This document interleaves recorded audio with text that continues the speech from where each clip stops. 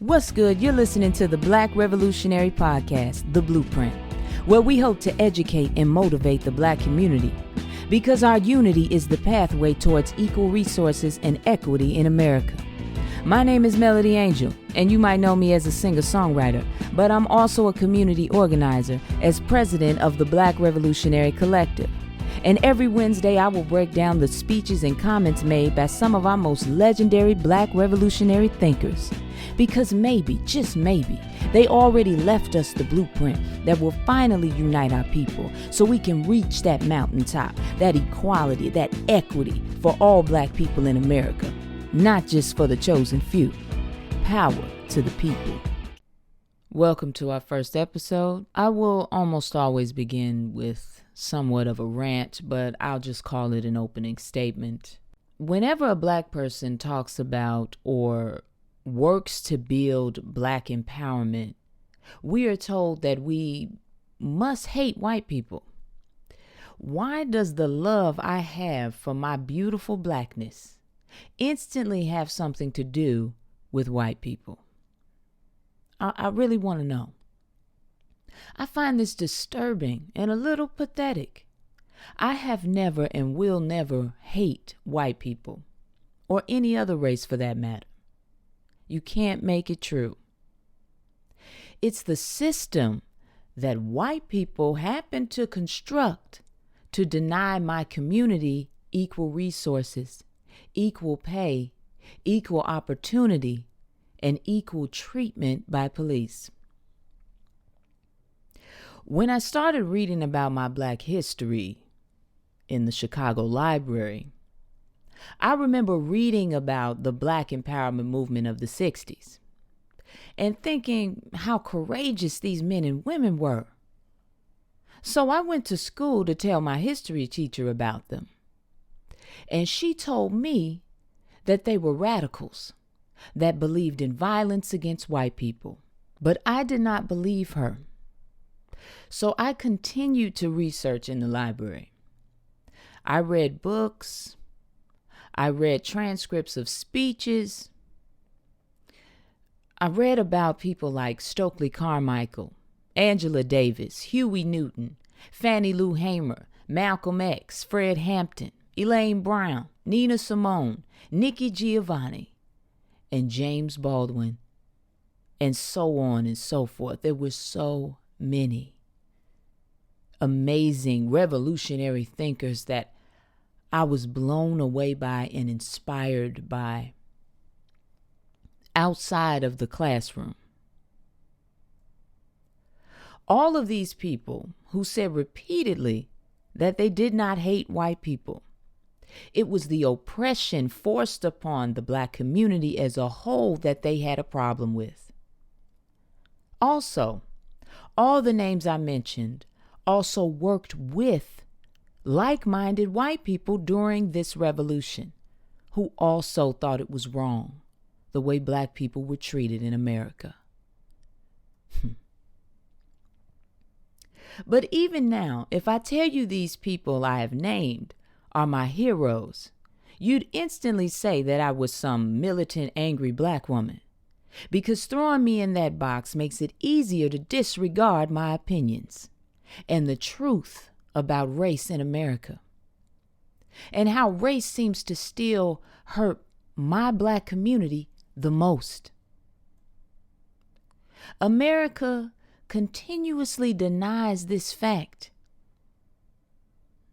and that's why we're still fighting the same fight today that all those who came before were fighting. Race itself was created to justify slavery in order to advance a capitalist society run by a particular race. And this cannot be overstated. In this episode, I'm going to read a transcript of one of the greatest interviews ever done. And not because of the questions, but because of the answers.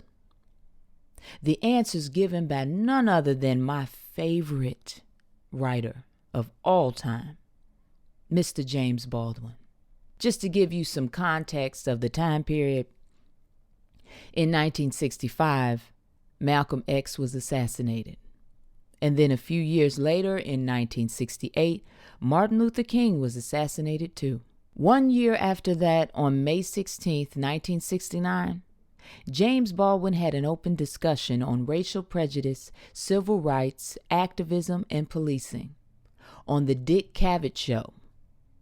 A few months later, on December 4th, 1969, Fred Hampton, chairman of the Illinois Black Panther Party, is murdered by police while he's asleep with his pregnant girlfriend.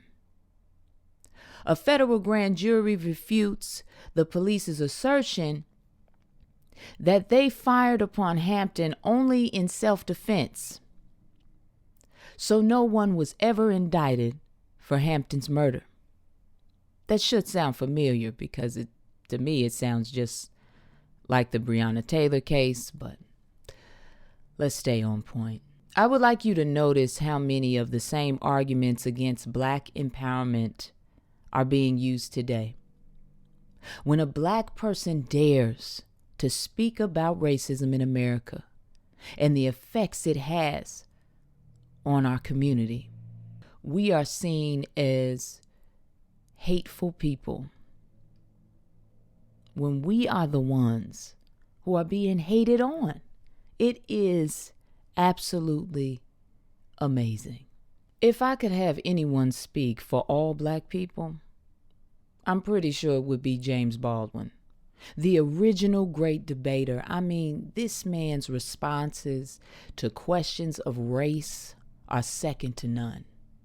He literally says everything I've ever wanted to say on the subject of what it means to be black in America. I've watched this interview countless times, and it always has the same effect on me. It's so powerful to hear someone articulate our frustration, our pain, and our hope for the future. Due to copyright issues, I can't play the interview for you. So what I did was I typed up a transcript of the conversation. And if you're watching this on YouTube, I will have a link in the description below for the actual interview that is also on YouTube. So if you want to go watch that and listen to the amazing, elegant voice of James Baldwin, please do so. I will also take time to interject and give you some historical background as it has to do with the question being asked if necessary, and I will also interject some of my opinions along the way. So let's get to it. Cavett's first question. Now, Mr. Baldwin, I'm sure you still meet the remark, what are the Negroes? Why aren't they optimistic? And again, I apologize and preface this phrase, the Negroes, because it lumps together an awful lot of people. But for what a better phrase, if you'll allow me, but they say it's getting so much better. There are Negro mayors. There's Negroes in all of sports. There are Negroes in politics. They're even in television commercials now. I'm glad you're smiling because is it at once getting much better and still hopeless? Baldwin replies, well, I don't think there's much hope for it, to tell you the truth. As long as people are using this peculiar language. That's why what I was trying to convey before when I said it's not a question to what happens to the Negro here or to the black man here. That's a very vivid question for me, But the real question is, what's going to happen to this country? I have to repeat that. Now, if Negroes, don't seem to be very optimistic, it's not because they suddenly all change from happy, shiftless dancing darkies down on the levee picking all that cotton and singing praises to the massa. They did not change at all. They never were optimistic. All one's got to do is listen to Swing Low, Swing Chariot and ask yourself what that song's about. Try to listen to what Ray Charles is really telling you. We have lived under these intolerable conditions for how many years? Nearly 400 years. We have evolved a certain kind of style to meet it. And a lot of that has been involved with the lies we had to tell you. He getting into it now. Yeah. And these lies we had to tell you just compounds the disaster. You believe because you wanted to believe it. But obviously you knew, every white man knows, that he would not himself line track for nothing. He would not himself allow his child to be sold from him, as though his child were a mule. He would not allow himself not to have autonomy on his own house and his own woman. He would not himself pick all that cotton and carry it to market just because he loved white people. We all know that. And the word Negro in this country is really designed, finally, to disguise the fact that one is talking about another man. A man like you who wants what you want.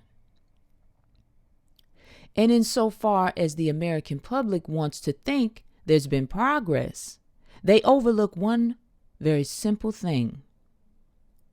I don't want to be given anything by you.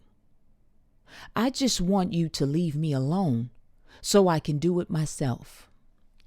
And now see, we got to take a... Did y'all hear that? Because when I tell you that is literally it, that is it. That is what black people want most of all. Leave us alone.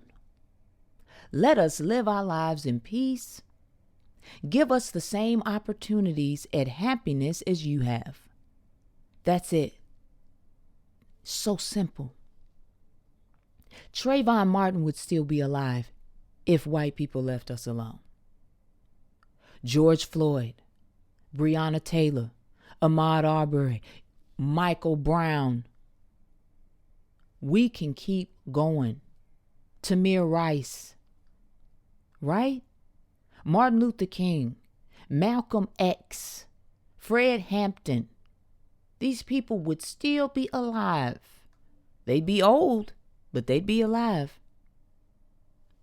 What an amazing... I got to read that again one more time. I don't want to be given anything by you. I just want you to leave me alone so I can do it myself. And it also overlooks another very important thing. Perhaps, now when he gets into this perhaps, it's amazing. Okay. Perhaps I don't think that this republic is a summit of human civilization. Perhaps I don't want to become like Ronald Reagan or like the president of General Motors.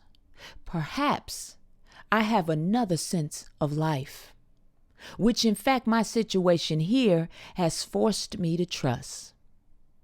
And perhaps I know more about you and your institutions than you know about me.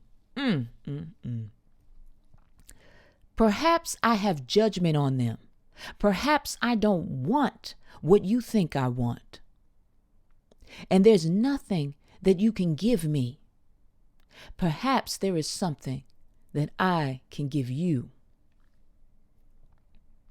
Cavett responds, where do you stand in relation to Negro figures in our media who frighten us the most? And maybe some of you the most. The ones who want to burn it down, demolish it.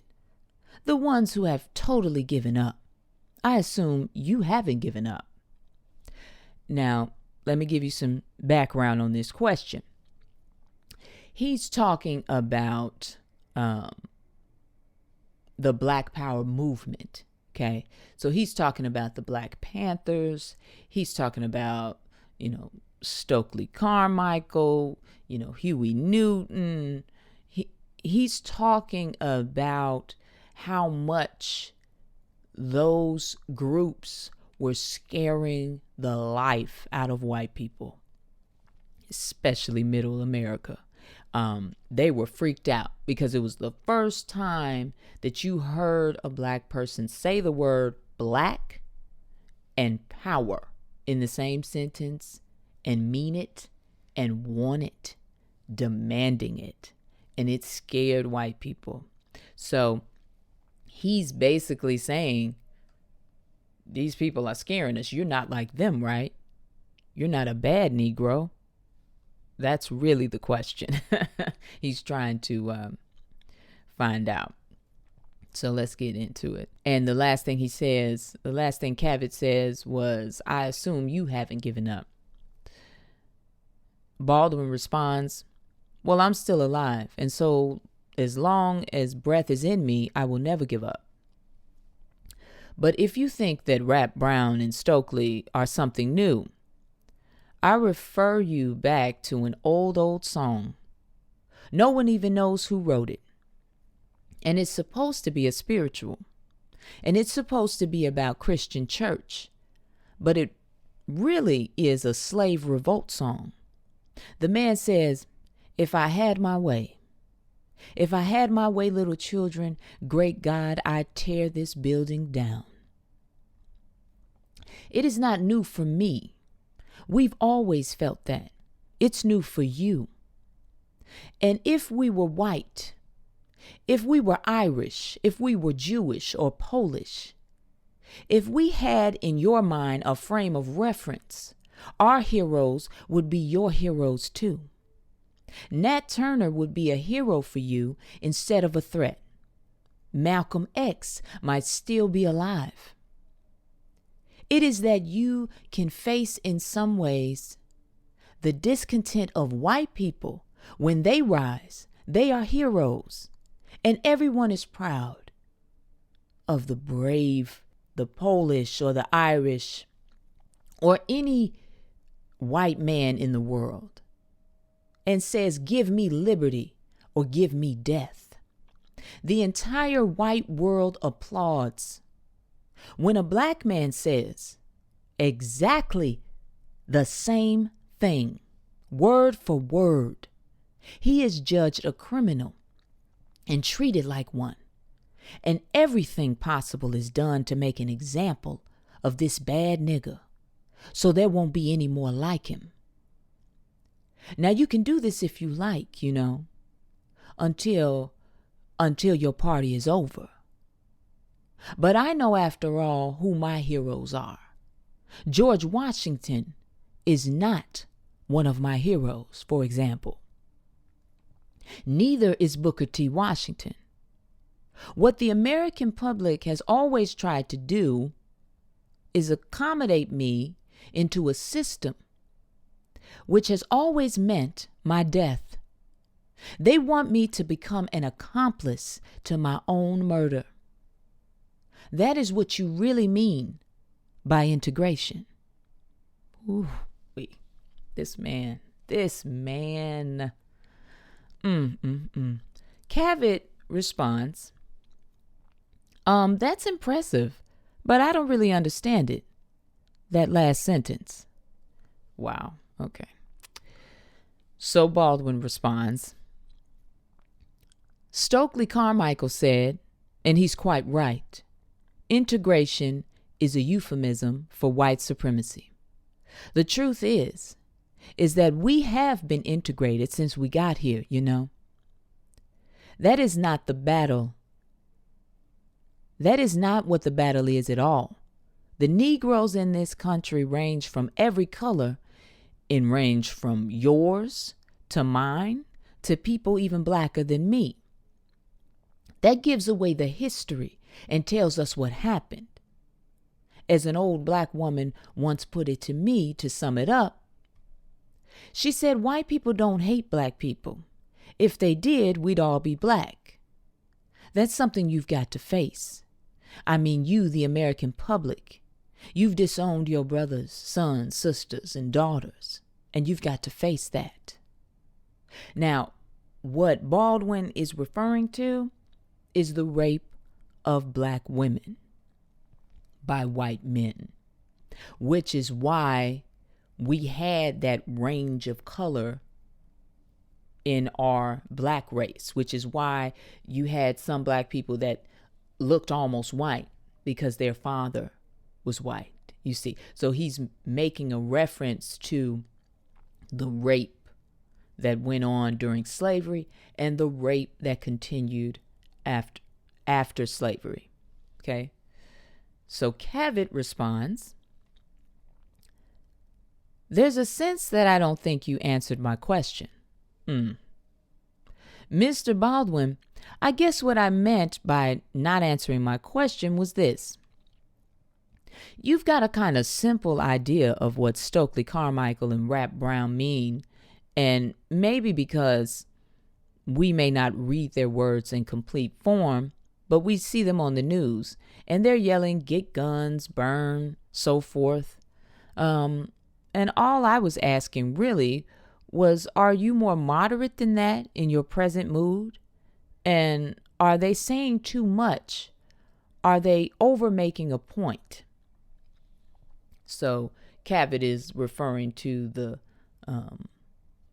sound bites that the media at that time used to rile up as many white people as they could to scare them into believing that black people were going to rush into their homes and slaughter them out of revenge. So, which never happened and was never the point of the movement. Anyway,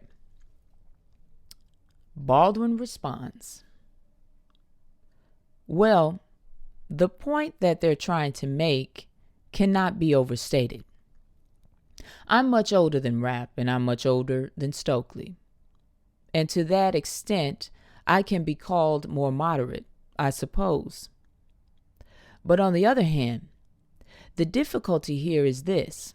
I can't, and Martin Luther King said this too in another way, I can't really ask a black boy, younger than, let's say, 20 years old, all right? 25 years old. There are two things I can't ask him to do. I can't ask him to allow himself to live on the terms bequeathed to him by the American white people in this country. I cannot ask him to allow the forces which rule this country to emasculate him. I cannot do that. I won't do that. I don't, on the other hand, want to, will not either, counsel a generation to go out into the street to die. But there is nothing in the evidence offered by the book of the American Republic which allows me to really argue with a cat who says to me, they needed us to pick the cotton, and now they don't need us anymore. And now that they don't need us, they're going to kill us all off, just like they did the Indians. And I can't say it's a Christian nation, that our brothers will never do that to you, because the record is too long and too bloody. That's all you have done. All your buried corpses now begin to speak. I can't depend on the American moral credit to save some of the people whom I love, because you don't have the moral credit, You told yourselves, and us, for all these years, nothing but lies. Now I want you to understand something. I am not interested in making an accusation. I am not even talking about the past. I am talking about the present. It is not an accusation. It is a plea for the life of this country. Because no matter what I say, no matter what Martin said, the despair in the ghetto, the despair throughout the country, accumulates with every hour, and people grow up much faster than you think they do. People are upset with Stokely now because he said black power. No one is concerned about white power, which is now wiping out Southeast Asia. He's talking about Vietnam. Okay. No one's concerned about the white power which keeps my children in the ghetto, which does not educate my children except to become inferiors. This is power. And when the public reacts as it did to the linking of the two words power and black, it's a confession of what the country has done with its power. Wow. It's a confession. I hope that you're seeing how relevant these words still are. It's sad, actually, how relevant everything he's saying still is, and how relevant Cavitt's questions are. These are the same questions that are asked of us now. I see it on the news all the time. White people are still asking the same questions that they should know the answer to, and black people are still having to answer the same questions that we've been answering for decades. This is 1969. This is what we're reading right now. Okay? So, after all of that, Cavitt responds, have you ever thought that there might be a bias for prejudice against Negroes, specifically that is maybe deeper than anything that anybody has said yet? I don't mean that I'm about to say it, but I mean by this, is it possible that you always have to deal with the prejudice against Negroes separately from almost all other racial prejudices? And has anyone ever offered the theory that something unrational, something subrational, something almost tribal, irreducible fear of the color black or something that may put this into another category? I would just like to say, I think that books should be written about the patience of James Baldwin, because if this man said this kind of foolery to me, woo, wow, he's amazing. His patience is amazing. So Baldwin responds, many people have suggested that, but I'm not sure that I entirely buy that. I was lucky enough, desperate enough, to live outside this country for a while. And I observed, that if I walked down the streets of Paris or Stockholm or Istanbul with Phyllis, for example, and he's referring to Phyllis, that it's a white woman that's sitting next to him, who was also a guest on this show. So that's who he's referring to. Nobody even noticed it. The only people that really get uptight when they see a black boy with a white girl, for example, are Americans. And I've seen it 1,000 times if I've seen it once. She and I talking to each other, minding our own business, or I'm walking down the street by myself, and here comes somebody, with his girl. And something happens in his eyes. Something happens in his face. I don't want his girl. And I haven't even seen him, I don't care what they are doing. But something stiffens in him. Some trigger goes off in him that I'm going to steal the girl. It isn't because I'm black. It's because people pay for what they do. It's not because I want to steal his girl. He's uptight about me walking down the street, or uptight about me and Phyllis walking down the street. He's uptight because some buried guilt. He knows what he's done. People always know. They pretend they don't, but they know. I don't want to rape no white woman. But I know how many of my women have been raped. By whom? And so do you. And the fact that I don't think the Black Revolution really involves revenge or is vindictive at all, It is the white imagination, the guilty white imagination, which makes this out of it. And that's it, y'all. I mean, he just laid it out. I take two things from this response that Baldwin just gave. First of all, when he talks about white people's reaction to black people, it's like they can't believe that what we want is equality. They believe what we in fact want is revenge, and they can't believe that that's not what we want. So their defenses are up. That's what I'm getting from this, right? Also, I think it's important to realize that something else he said was, they know what they've done. They know the history. They know the privileges they have right now, right? They're aware of it. And I just think that for me, I'm not in the business of teaching white people about racism. For me, I'm not going to spend my time or my knowledge doing that.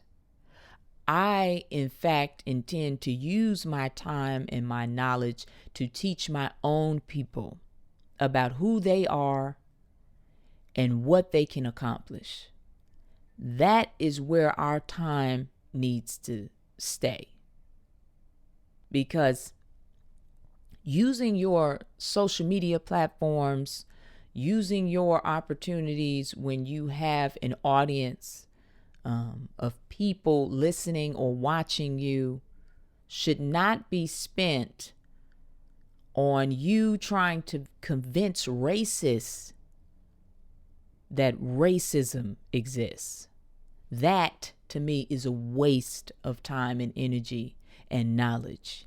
Instead, focus on your people. Focus on lifting your people up, empowering your people. That is the focus. That should be all of our focus.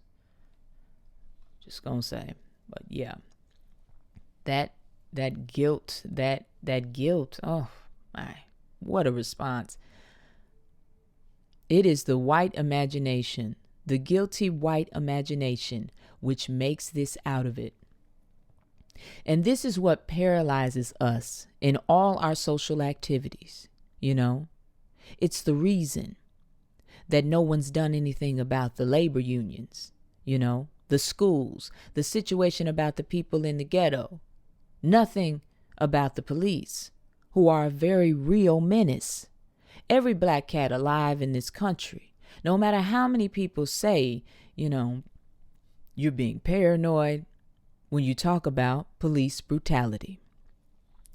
Now, when he goes into this, it feels like he was just on, MSNBC talking about this, with, Joy Reid or something. You know what I mean? So this is wild.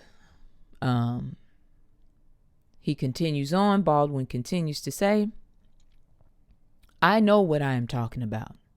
I survived those streets and those precinct basements. I know. And every black cat in this country knows what the policeman is really like. And furthermore, I'll tell you this. I know what it was really like when I was really hopeless. How many beatings I got. And I know what happens now when I'm not really helpless. But I know too that if I don't have the presence of mind, to do whatever I have to do, if he doesn't know that this is Jimmy Baldwin and not just some other nigga, he gonna blow my head off just like he'd blow off anybody else's head. And this is done in every state. And this cannot be overstated. It can happen to my mother in the morning, to my sisters, to my brother.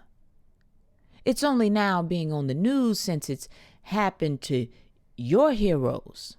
What has happened all these years to us. For me, this has always been a violent country. It has never been a democracy. Cavett responds, I do get the feeling that you overstate for rhetorical purposes sometimes when you say the thing about the policeman. The simple phrase that's come to mind was, but there are some good policemen, in the sense that when you say, I could never vote for the Republicans as long as Nixon was in the party, or I could never vote the Democrats as long as, who shall I say, Senator Eastland. Baldwin says, sure, Senator Eastland, for example. Cavett says, but that leaves no door open. There's no hope then. Baldwin replies, a door to what? Let me try to make it very clear what I'm saying. I may be saying badly or awkwardly. He is not saying it badly or awkwardly. It's just that when you don't want to hear something, you don't hear it, right? And that's what's happening. But Baldwin can keep going because he can continuously make his point over and over again. Such is his genius. Okay. So Baldwin continues. But what I'm trying to say cannot be overstated. No tongue can overstate it. Cavett responds, I agree. There's no eloquence to the race problem. And of course, and Baldwin replies, and of course there are some good policemen, no doubt. Cavett responds, I just think you risk being misunderstood by people who would be, pardon the expression, sympathetic by what sounds like too broad a statement.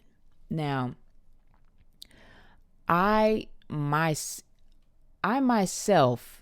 have had this said to me, like, oh, be careful how you word things, be careful how you say things, because, then, white people won't be sympathetic to your cause. They won't help. They won't be okay with you, right? It's said to black people all the time, always associated to the people that are speaking about black empowerment. So Baldwin responds for us all. But you must understand that part of what has happened here is a tremendous gap between my experience of life as a black man and yours as a white man, okay? And you say sympathetic, for example, but you overlook, I hate to put it this way, that I have historically lived here with your sympathy, for a long time, for a very long time. And it may have occurred to me now that if I could live with your sympathy as long as I have, I can possibly live without it. I don't want your sympathy, and nor can I afford it anymore. And I'm not talking about any individual policeman, and no doubt Nixon loves his children. I'm talking about the structure in which these people work. Policemen in the ghetto are not there, no matter what liberal newspapers may say. They're not there to protect my life. They're there to protect your property. Wow. Now, at this point in the interview, Cavett takes a commercial break. So he never responds to that, right? Instead, he brings out someone else to debate Baldwin. He brings out this professor named Paul Weiss, who taught philosophy at Yale, and he enters the conversation, and this is that exchange between the professor and Baldwin. So Cavett says to the professor, this Paul Weiss, "Did you hear anything that you disagreed with?" Because he was listening in the back, right? The professor says, "I disagreed with a great deal of it. And of course, a good deal I agree with. And I think he's overlooked one very important matter, I think. Each one of us is terribly alone. He lives his own individual life. He has all kinds of obstacles in the way of religion or color or size or shape or likability. And a problem is to become a man." Baldwin responds, "But what I was discussing was not that problem, really. I was discussing the difficulties, the obstacles, the very real danger of death thrown up by this society when a black man attempts to become a man." The professor responds, "All this emphasis upon black man and white doesn't emphasize something which is here, but it emphasizes or perhaps exaggerates it, and therefore makes us put people together in groups which they ought to not be in. I have more in common with a black scholar than I have with a white man who's against scholarship. And you have more in common with a white author than you have with someone who's against all literature. So why must we always concentrate on color or religion or this? There are other ways of connecting men." This response, too, is so relevant today because it is yet another distraction, another excuse that non-black people throw at black people. Why does everything have to be about color? As if it is our fault that we are constantly discriminated against. It's unreal, the audacity of a privileged mind. Okay? Baldwin responds, "I'll tell you this. When I left this country in 1948, I left this country one reason and one reason only. I did not care where. I might have gone to Hong Kong. I might have gone to Timbuktu. I ended up in Paris, on the streets of Paris with $4 in my pocket, under the theory that nothing worse could happen to me there that had already happened to me here. You talk about making it about yourself.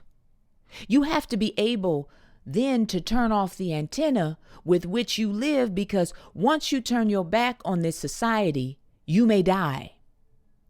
You may die. And it's very hard to sit at a typewriter and concentrate on that if you're afraid of the world around you. The years I lived in Paris did one thing for me.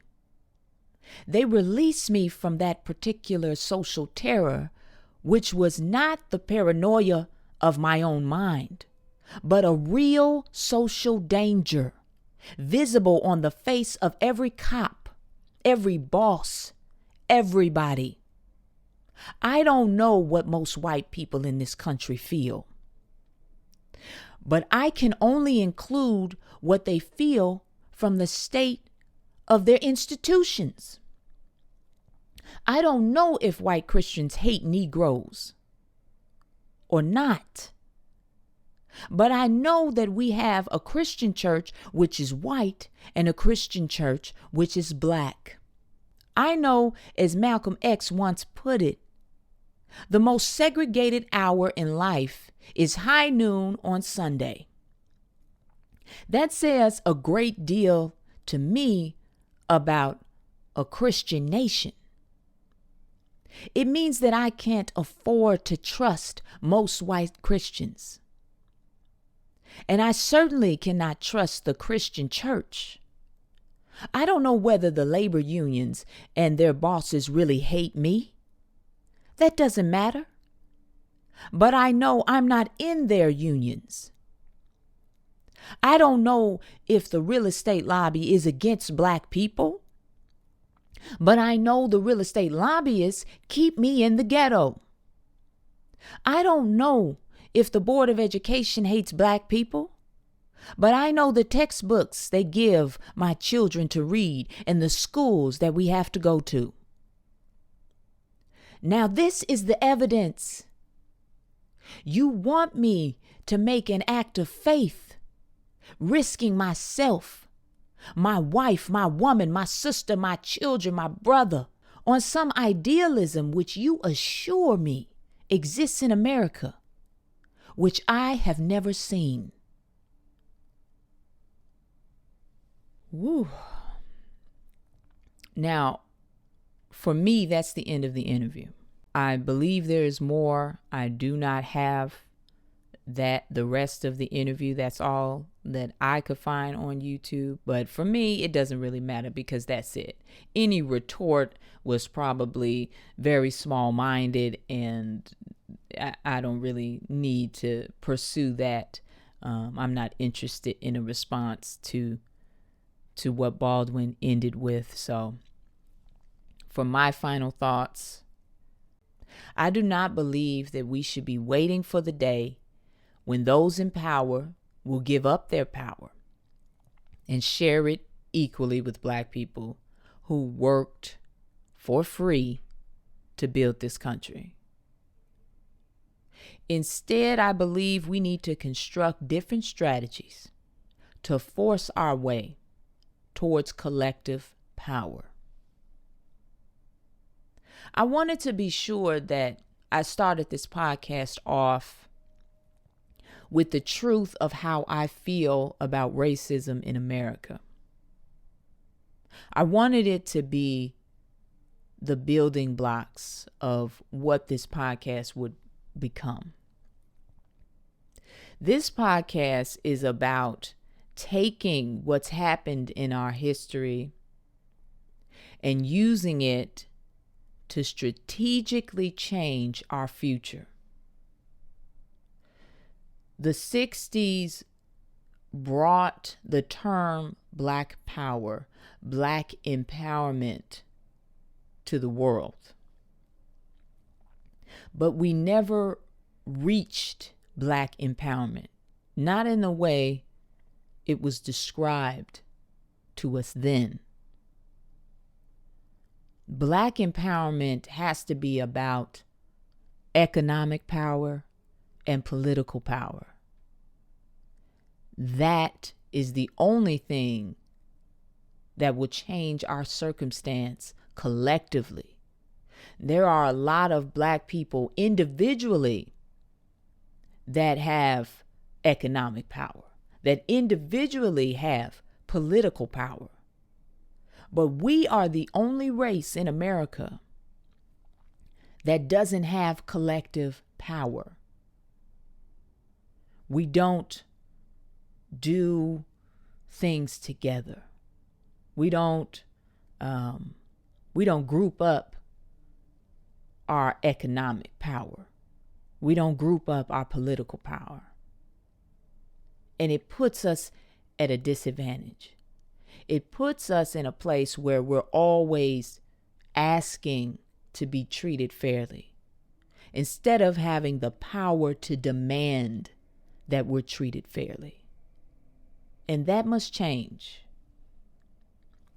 And so every week, I'm going to find an interview or a piece of writing that talks about the strategies, real things that we can use to create a united front.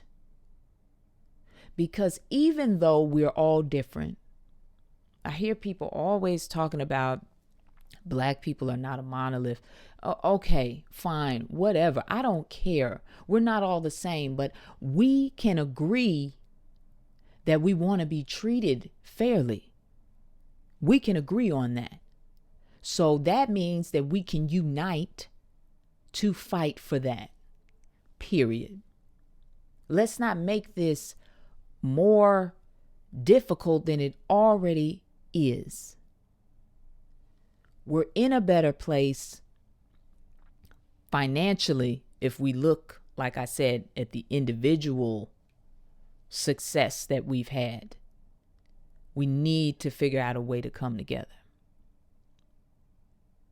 And that's what this podcast is truly meant to do. Thank you for listening. Thank you for watching. I am the president of the Black Revolutionary Collective. And if you would like to become a member, if you would like to help fund this podcast and our work with the community, please visit our Patreon page at patreon.com/Black Revolutionary Collective. I'll be back next Wednesday, and we'll be discussing a speech given by Fannie Lou Hamer, which I'm very excited to read for you guys and discuss. Yeah, that's it. Thanks for tuning in to the first podcast. If you have any comments or questions and you're watching this on YouTube, put them down in the comment section below. If you're listening to this, please leave us a comment on whatever site you're listening to it on. As always, be revolutionary and power to the people. Peace. Give the power to the people.